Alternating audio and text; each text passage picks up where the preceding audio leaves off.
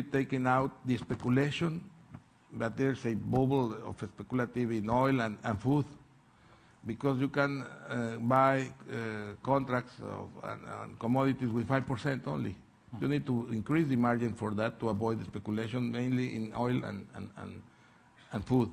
But also, one of the reasons is the weakness of the dollar.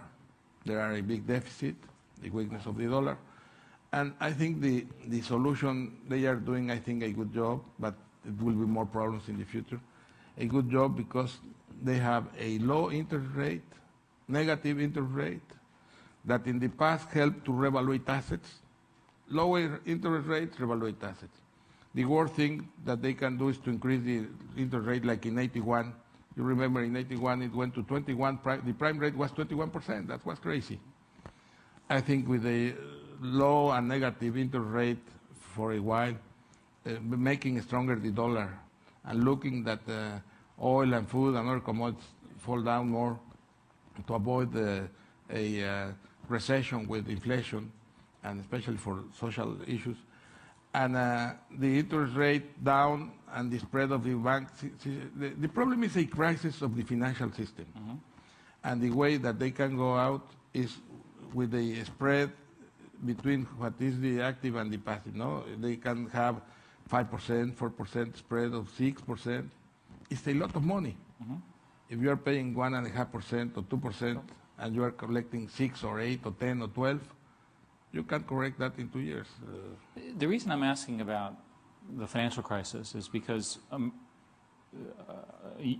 people in the United States have a stereotype of Latin America financial crises.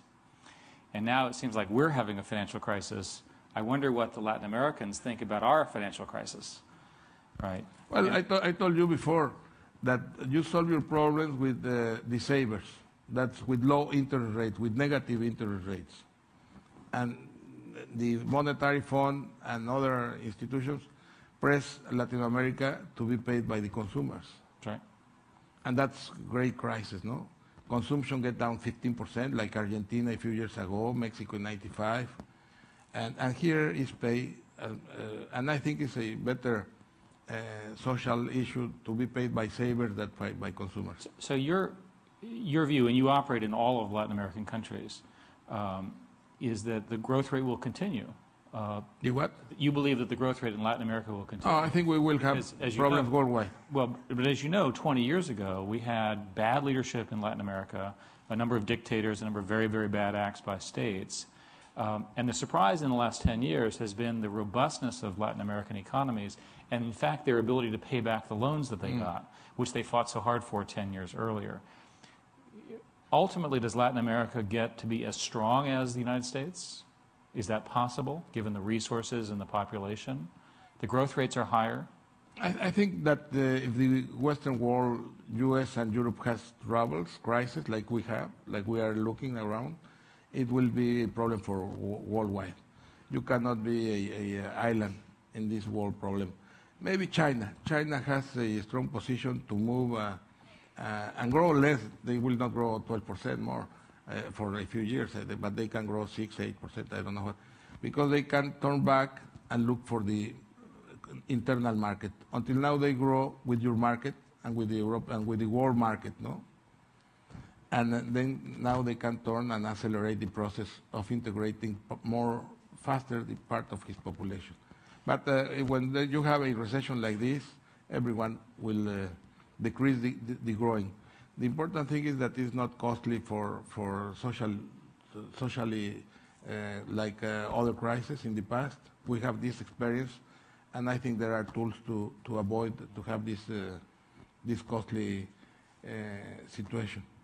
So to finish up and try to understand what your next steps are, Telmex, for example, and holding companies that you are associated with are actually thinking about expanding past Latin America, really becoming international telephone operators and telephony in business.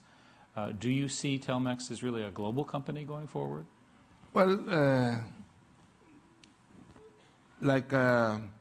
these things were looking 2 years ago, 3 years ago, that maybe a little more things were getting in a not a good way.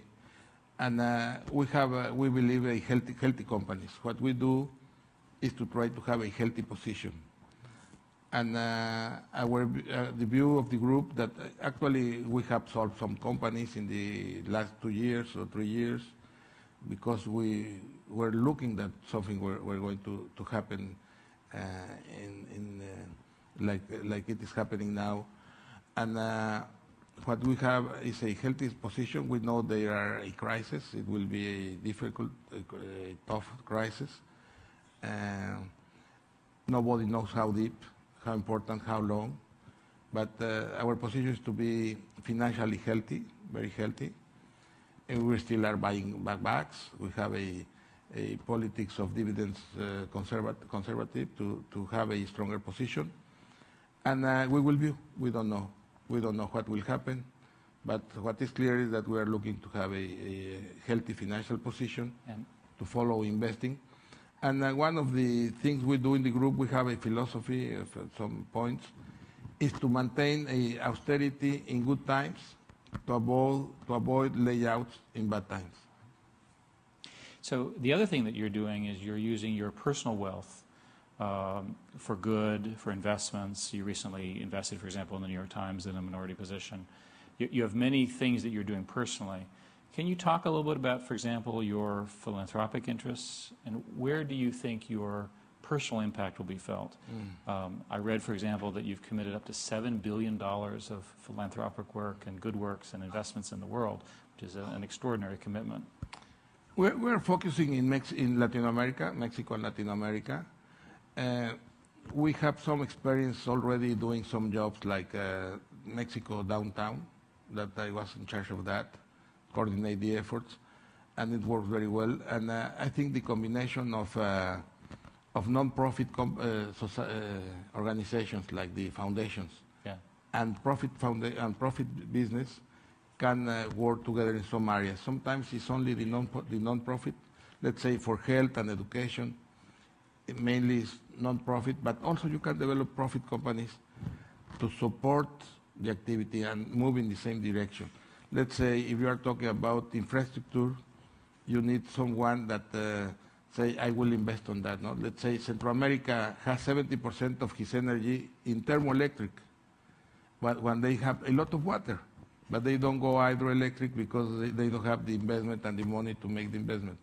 I think we need to change that to 70% hydroelectric and 30% thermoelectric when they have so much water to use for this kind of power that is recyclable. No? Entonces, if the others don't invest, we are investing already there and proposing investment there. And in this way, you have these profit companies. But also, when you are talking about health, well, one way you go non-profit with programs of non-profit, or sports or culture, you go non-profit. But sometimes we combine that. So my sense, and I want to thank you for coming and spending time at Zeitgeist, is that Carlos is a person who I think exemplifies what you can do as an individual when you want to have an impact on the world, both in terms of the impact that you've been able to achieve, just in terms of bringing people up with communications and so forth and building a great business in the meantime, and now continuing that set of principles and really having an impact on a much, much broader stage. So thank you very much for coming. Okay, thank you. Thank you very much. Thank you. Thank you.